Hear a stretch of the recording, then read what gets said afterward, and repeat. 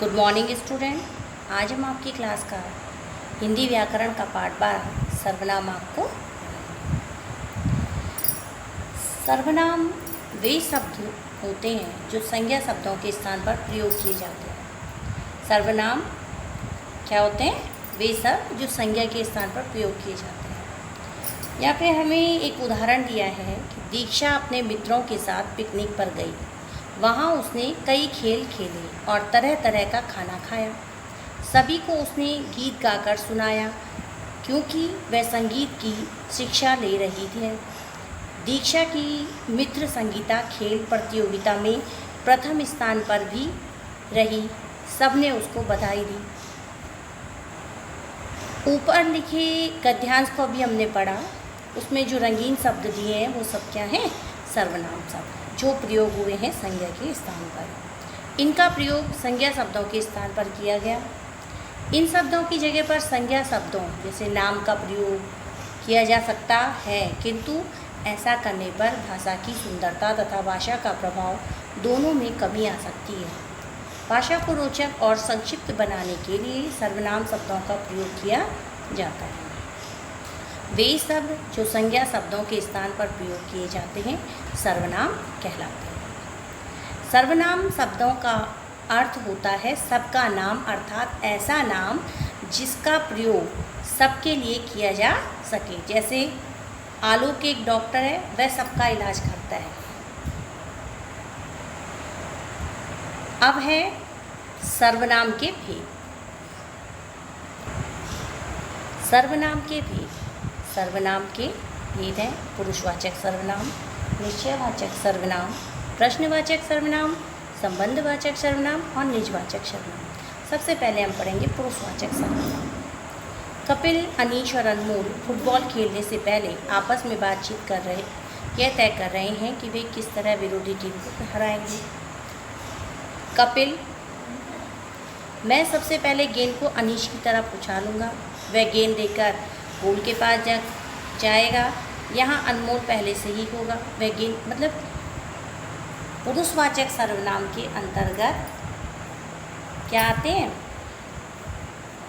3 प्रकार के व्यक्ति, जो बोलने वाला यानी कि वक्ता होता है, सुनने वाला श्रोता, और जिसके बारे में बात की जा रही है वह अन्य प्राणी। इन तीनों प्रकारों के लिए प्रयुक्त सर्वनाम शब्द पुरुषवाचक सर्वनाम कहलाता है।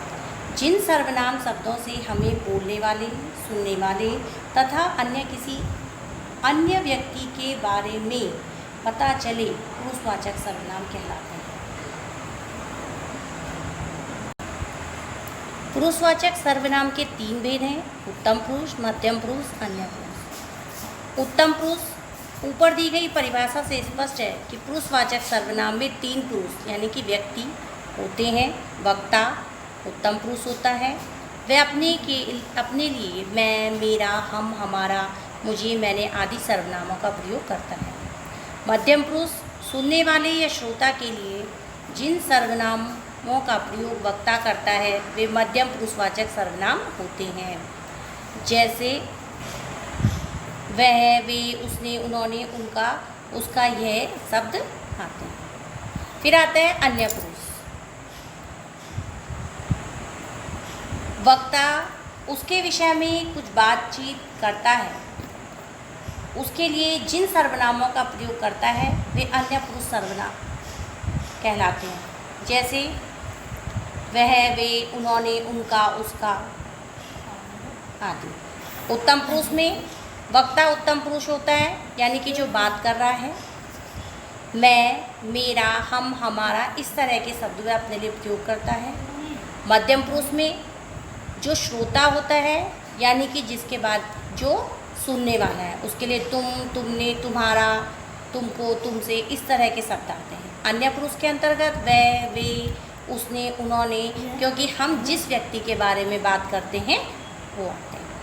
फिर आता है आपका निश्चयवाचक सर्वनाम। जब यह वह सर्वनाम शब्द का प्रयोग दूर या पास की वस्तुओं की ओर संकेत करने के लिए किया जाता है तो वह विषयवाचक या संकेतवाचक सर्वनाम कहलाता है। जैसे यह मेरी कार है, इसी कार में मैं विद्यालय जाता हूँ। तो क्या है? ये इशारे करके बताते हैं कि ये मेरी कार है और मैं इसी से विद्यालय जाता हूँ। फिर आता है अनिश्चयवाचक सर्वनाम। जिन सर्वनाम शब्दों से किसी निश्चित प्राणी, व्यक्ति या वस्तु का बोध नहीं होता है उसे अनिश्चयवाचक सर्वनाम कहते हैं। जैसे कोई पिताजी के बारे में पूछ रहा है, अब वो कोई कौन है उसका पता नहीं है, इसलिए कोई क्या है, अनिश्चयवाचक सर्वनाम। दरवाजे पर कोई है, क्योंकि उनका हमें पता नहीं है जो दरवाजे पे हैं, तो ये किस पे आएगा, अनिश्चयवाचक सर्वनाम पे।